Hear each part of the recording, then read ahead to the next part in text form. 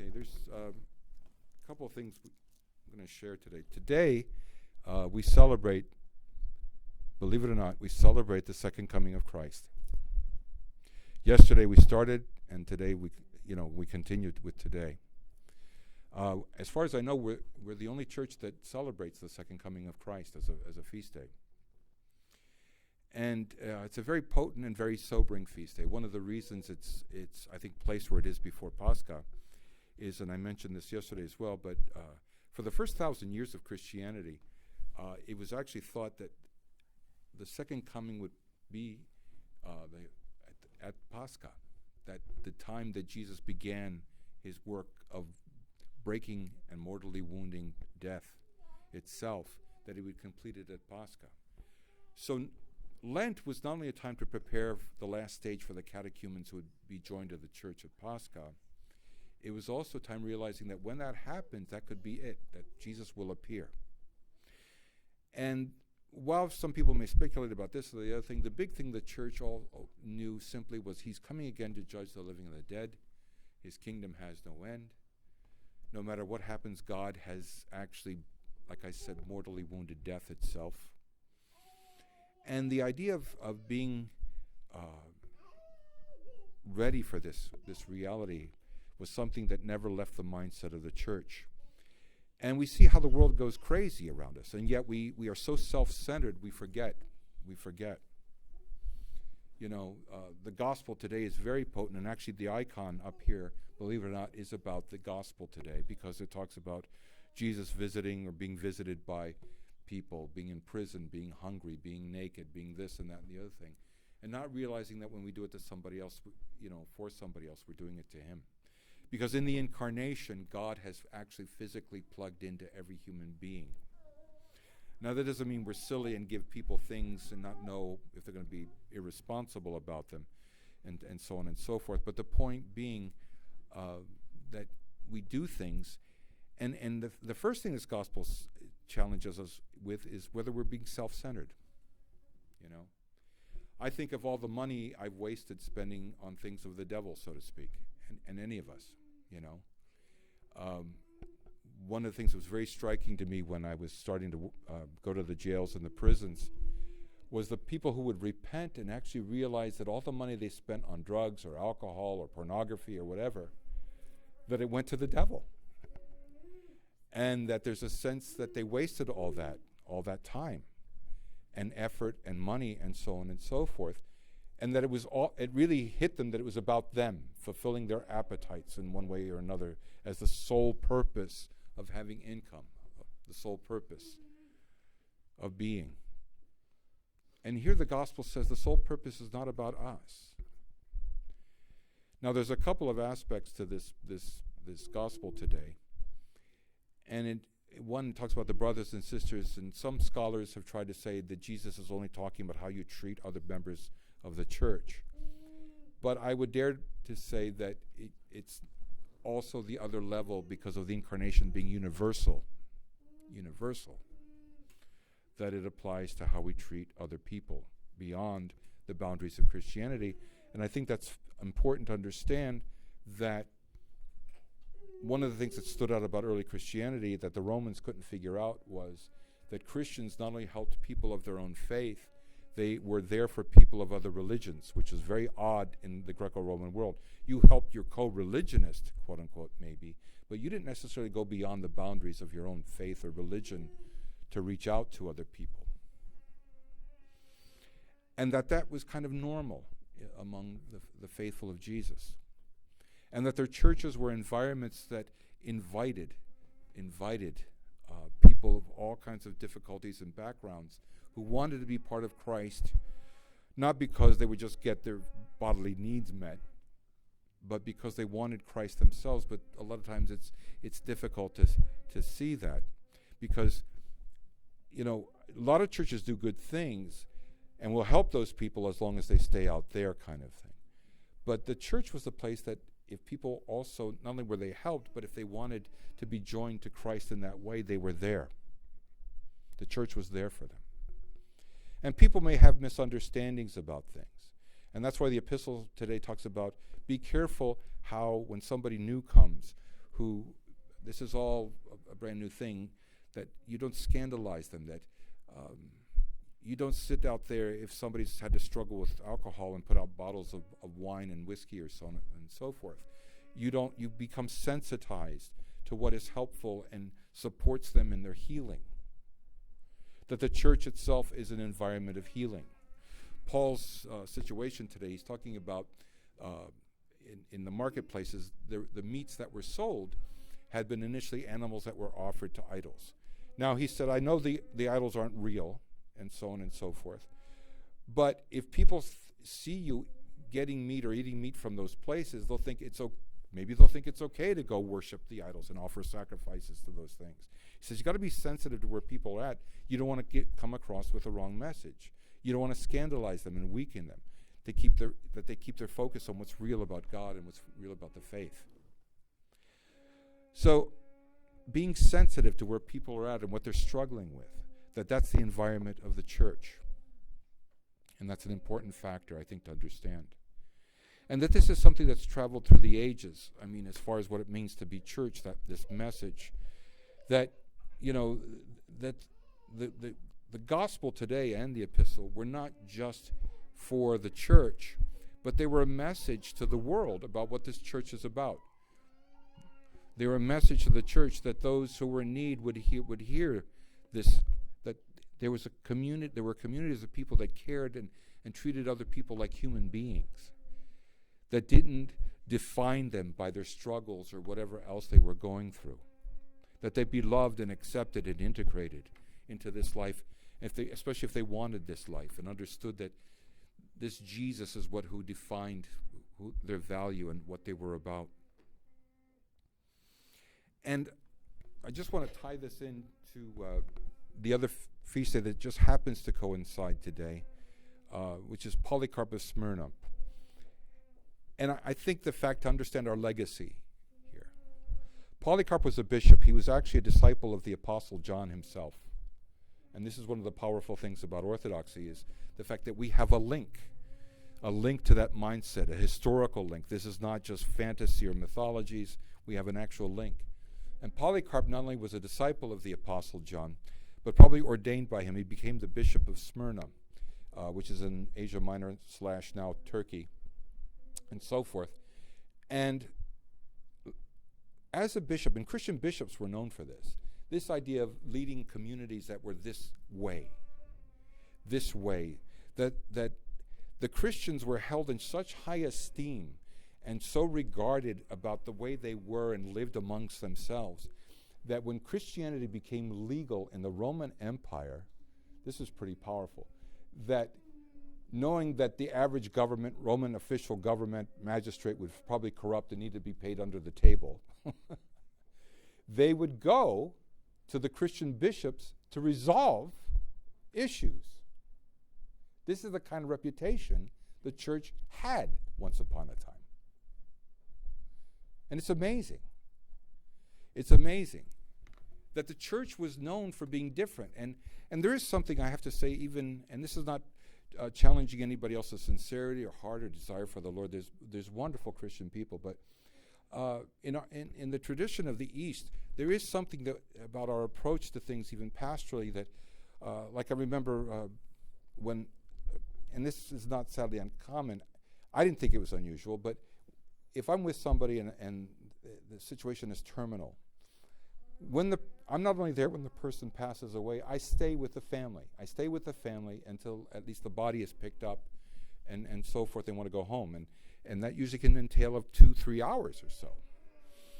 And I remember one time one nurse came up to me and she said that was very surprising. And she thought it was just the way I am as a person. And I said, actually, no, it's the way the tradition I come from is. That when somebody is struggling and is in court, we go there. We go to the court with them. We're there with them no matter what they're struggling with. And that the church is this presence that reaches out, but not only reaches out, but integrates in. So when you read about a bishop in the early centuries, this is the kind of mindset that is there.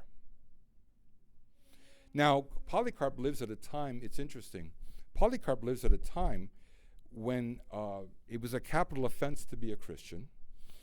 And the emperor who came into power at the time, Marcus Aurelius, this is very interesting. Marcus Aurelius was called the philosopher emperor. This guy had, you'd think because of all the philosophy he had read and all the great works that had been written up to that time, and he appreciated, about trying to understand how to live as a human being, the love of wisdom and so on and so forth, really ushered in a more intense time of persecution against the Christians. Very interesting that you'd think that a guy was more, quote-unquote, liberal-minded would be much more open to this. Instead, he was more intensely against Christianity. That's not to say people who are conservative are automatically Christian either, just because they use the label. That becomes even sometimes more hideous in that way. But in either case, Marcus Aurelius, it was a time of intense persecution. And Polycarp is in his 80s. Polycarp's in his 80s. And yet he is known in the area of Asia Minor that the authorities want to specifically go after him because, of course, you try to attack the leaders. And so Polycarp is on the run. He's a fugitive, literally. He's hiding in different homes. He's trying to get away. But one night, he has a dream where in his dream, he's laying in bed and the pillow catches fire, and he hears a voice that basically tells him that he will glorify God by fire. Well, at one point, he decides, that's it, I'm going to stop running. And by the way, this is all recorded. This is very powerful. Let me throw in one thing as I'm sharing this. The first time I heard this story was in a charismatic church by a pastor, read by a pastor. He reads the eyewitness account of this. Was taught by Francis Schaeffer. Anybody who knows Protestantism, Francis Schaeffer was a big proponent of Reformed theology. So the incredible mix of a charismatic church with somebody who was taught Reformed theology, which those two are almost like opposites, like you wouldn't believe. The charismatic being more emotional and so on and so forth, and Reformed being very intellectual and almost rejecting any kind of mystical or charismatic gifts. But anyway, that doesn't matter. It's like the whole context. And I heard this thing, and this is the story I have to tell you that even started to pull me back to the church. But anyway, so Polycarp waits, and he's finally, the authorities find him, and he's arrested. And he asks them if, could you do me a favor? He said, I would like 1 hour to pray. And in the meantime, he orders his deacons and the other people there to make this incredible, beautiful meal for the people who've come to arrest him. Now, see, this is what made the Romans crazy. He's going to feed these people.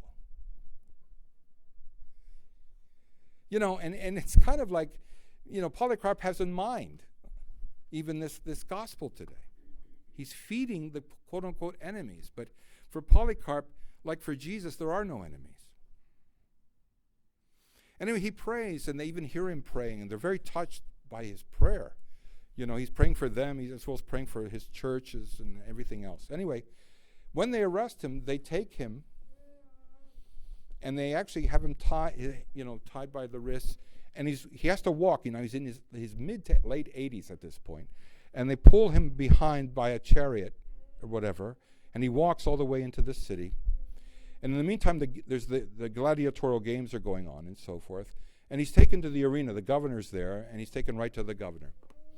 And he goes into the governor, and the governor's trying to get him to renounce Christ. This is the guy who's shaken up this region, Smyrna and the environs, with this crazy faith about this crucified Jew guy, and so on and so forth. And so the governor's like threatening him with this and that and the other thing, and it's like it's not going to fly too well, And there's even the great line. He says, "I'll have you burned at the stake," and Polycarp kind of smiles and says, "You're threatening me with a fire that'll burn for an hour?"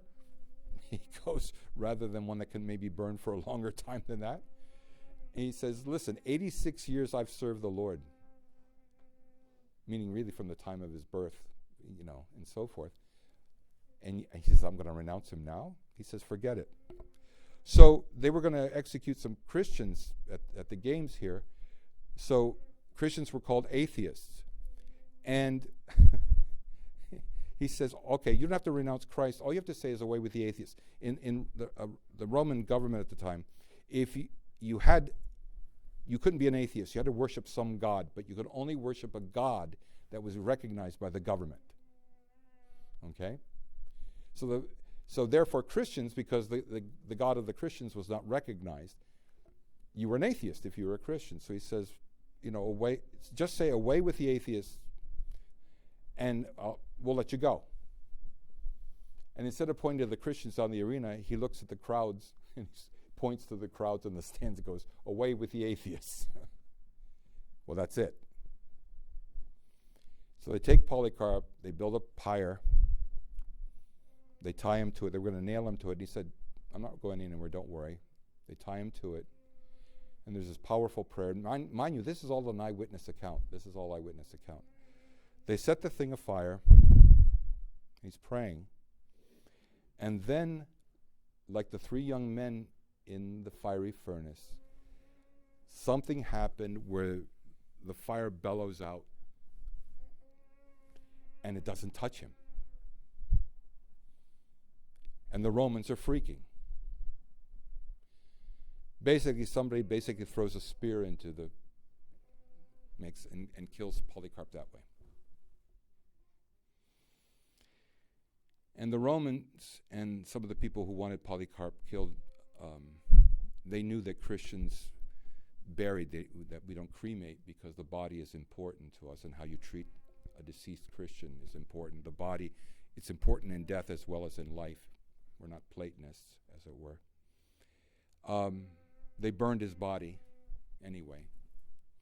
But the Christians went by night and took his bones, quote unquote, more precious than gold, and they put them in a place, and on the anniversary of his martyrdom, they would come and celebrate his memory, which is what we do as a church. And the martyrdom, yes, that's pretty powerful, but the martyrdom has to be seen in the light of the gospel we read today. That it's not just one big dramatic act on Polycarp's part. That it's about a life that understood that how Christ took him in, how Christ embraced him. I mean, I can't imagine what it'd be like to sit at the feet of John the Apostle or Peter or any of those other guys. And this is who he is. And this is our legacy, and this is our tradition. But not just in the sense of intellectual, but the tradition in the sense how we live, how we practice, how our lives are molded and shaped in the direction they take. Okay, it's not just theology on paper, just subscribe to these beliefs and we'll slap some chrism on you. No, it's about how a whole life makes us integrated into church, into being the body of Christ together, that this is a primary aspect of our lives, and how we relate then as a church from this base out into the world around us.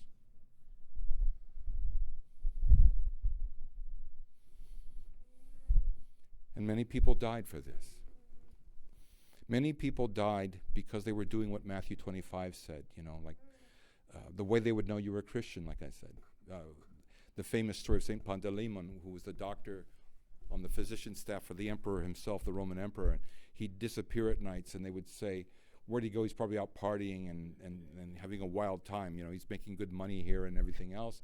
And so they follow him one night, when instead of out partying and going nuts, he's in the poor sections of Rome with the poor people, taking care of them medicinally and every other kind of, being doctor to them.